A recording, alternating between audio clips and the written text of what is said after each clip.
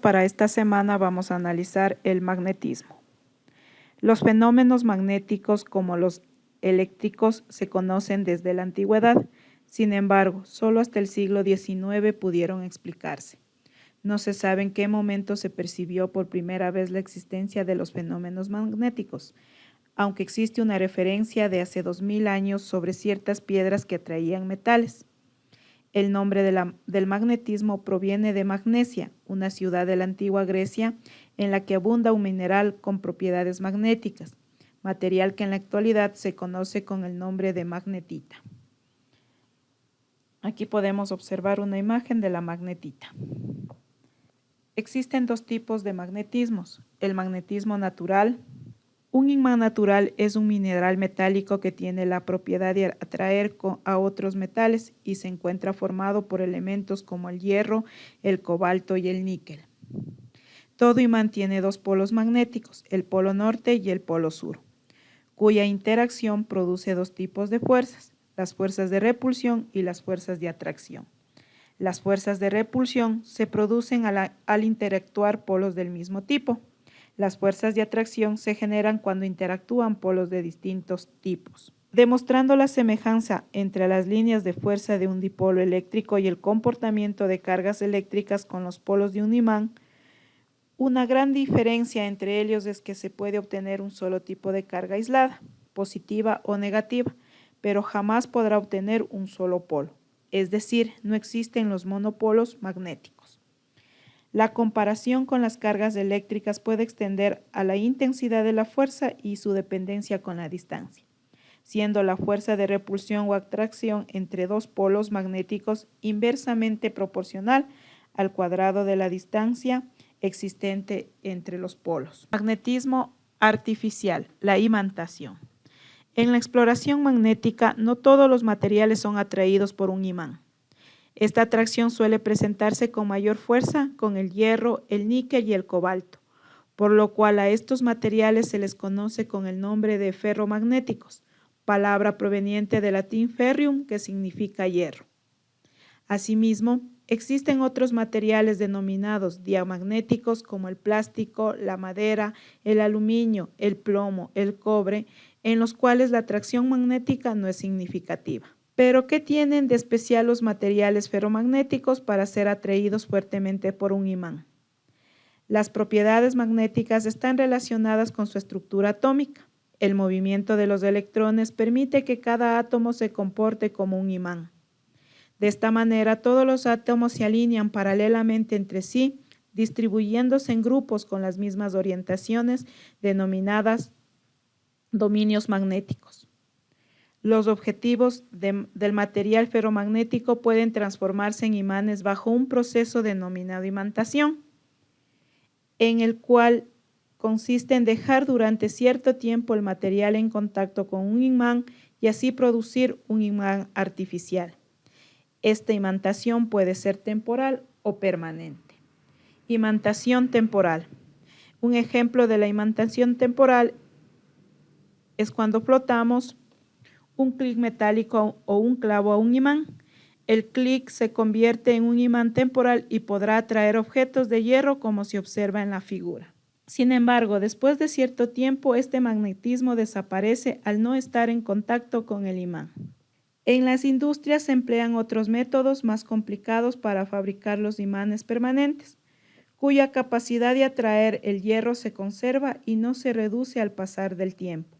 Estos imanes suelen ser utilizados en los laboratorios. El campo magnético, representado con la letra B, esta cantidad es vectorial, es decir, es un vector que tiene módulo, sentido y dirección. Se denomina campo magnético a la región del espacio en la cual se manifiestan las fuerzas magnéticas producidas por el imán. La intensidad del campo magnético se mide en la unidad llamada Tesla, en honor a Nikola Tesla, científico que realizó trabajos relacionados con la electricidad y el magnetismo, aunque también realizó una experiencia en la cual suele emplearse otra unidad denominada Gauss. Para poder visualizar el campo magnético, Michael Faraday en 1791 y 1888 esparció limaduras de hierro sobre un papel ubicado encima de un imán. Michael Faraday observó que las limaduras se sitúan en líneas cerradas, es decir, líneas que parten de un polo del imán y llegan al otro polo, y determinó que éstas no se cortan. En un imán, estas líneas se denominan líneas de campo y por convenio se dice que salen del polo norte e ingresan al polo sur. Características de las líneas de campo. Estas líneas de campo presentan ciertas características. En el exterior del imán, cada línea se orienta desde el polo norte al polo sur.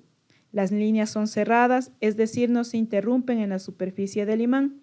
El vector de campo magnético en cada punto del espacio es tangente a la línea de campo que pasa por ese punto.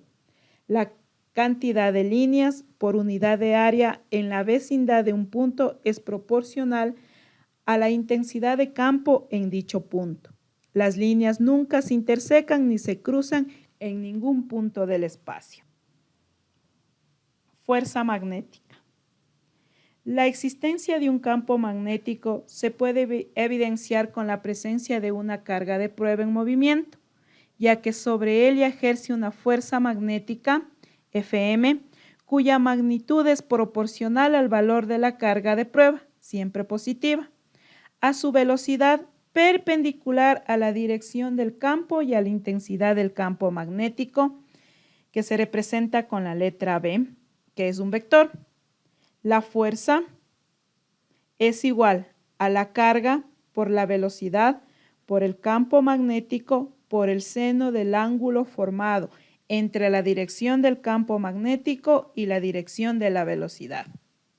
Las unidades para medir la fuerza es la Tesla y el Gauss.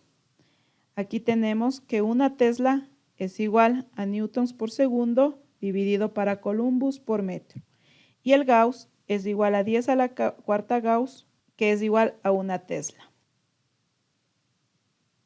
Para determinar la dirección de la fuerza se debe tener en cuenta que la dirección de la fuerza siempre es perpendicular al plano que forman los vectores de la velocidad y el campo magnético.